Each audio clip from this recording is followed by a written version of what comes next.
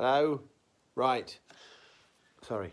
Following the original founding principles of the Whoathon, we've watched these two episodes separately, but the first one we watched just after WrestleMania, so my gosh, there was just so much tiredness in this house. So, State of Decay. I've only seen this story once before, I think, and although I can remember some of the broader strokes, I can't remember the detail. So, this is rather bloody marvellous, isn't it? There is so much to enjoy here. First of all, hello again, Terrance Dicks, flipping legend that you are. This feels a nice, not a straight Terrance Dicks script, it has to be said, because... There's no dialects in it. No, not Terry Nation, you dafty. Oh, Terrance Dicks is the guy who's writing all the books that Humphrey's currently reading. Terrance Dicks was script editor during Pertwee's era and wrote an awful lot of Doctor Who stories. But what's different about this Terrance Dicks story is that it feels just a bit more not nuanced, that's right. It's a mystery. We're unpicking a mystery as we go. I really appreciate that. I really like the setting, the bits. Sort of Arthurian. Yeah. I like the location work. I always appreciate a bit of good location work, and that's particularly good here. I like the fact that Tom and Lalla are together, even though the good lady Dr. Collins has spotted some tension. Yes. Well, I was going to ask you, Mr. Wife of Dr. Husband Collins. Yes. Well, it's not really related, but when would this be filmed in relation to when it went out? Because it went out in 1980, I believe. Yeah, I think so. 80, 81. Can't remember. So when would it have been filmed? Not too long beforehand. Because they got married in December 80. You've done your research. I have. Yes. And it was a short marriage. Apparently they were at each other's throats during this season. Well, they look like they are. Yeah, there's a tension there. They've only just got married, I think. Yeah.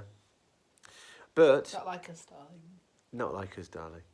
But, consummate professionals as they are, it's just nice seeing them playing off each other.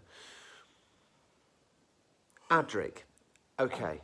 So, episode 2 wasn't quite as noticeable because for half it he was taken over. But we've got problems here, and we're going to have to work our way through this together because... Has he been taken over? Orlog. The guy was talking about killing, but this is the problem. I didn't realise he'd been taken over. I thought he was just like, I'll go with you then. And here's my other issue. A better actor could be doing marvellous things here. Because we don't know this character. We don't know who Adric is at this point. And it could well be, and Doctor Who at this point didn't do this. In fact, we've only done this with Katrina way back in the day. But you could have taken a character from one story into another story. Who's Katrina? She was the Trojan handmaid who joined the Doctor at the end of the Mythmakers and then got killed in the Dalek Master Plan. Oh.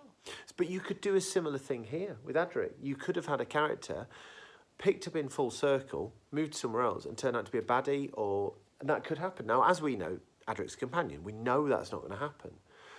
But there's no sense of danger or anything here. There's no... Do they even know that he's there? No, they don't know he's there. It's just totally ridiculous then. It just feels, and it feels wasted opportunity. And this character needs some charisma. This character needs some vim and vigour.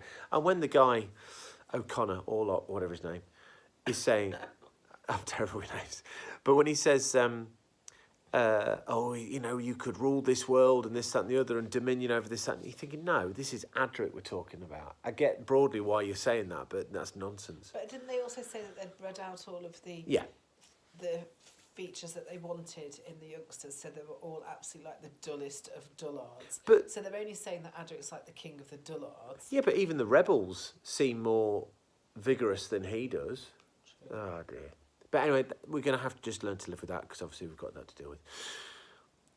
The other thing I think is worth saying, and I don't know if you feel this way, Lib, and this might be because I'm just so ingrained in all of this going forwards and backwards, is I feel there is a tangible sense of the show pulling in different directions here.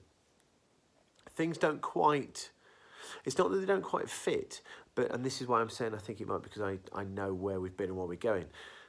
This is a Terrance Dicks written script, so obviously there's an air of sort of Third Doctor about it. We've got a view to the future. The music is very much what's going to be, going to typify the era going on, the title sequence. And in the middle, you've got Tom, who I think seems weirdly diminished here.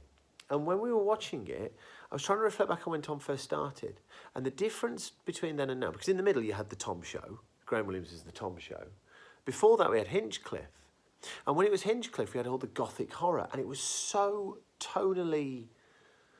consistent's not the right word, but we were always playing in the same playing field. And Tom fitted beautifully within that. Then the Tom Show. This doesn't feel quite as if Tom's got a neat place to fit within this. Is that a fair comment, Lib? Do you see what I'm getting at with that? It seems sort of on the...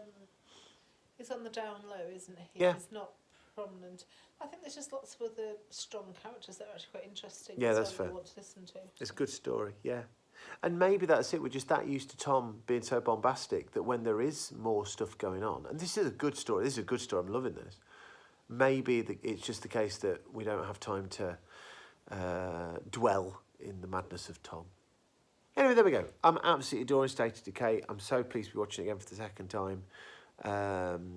I think Lib's tempted to get Humphrey to read it. It's his next review. But we shall see what comes of all that. Yeah, roll on the next one.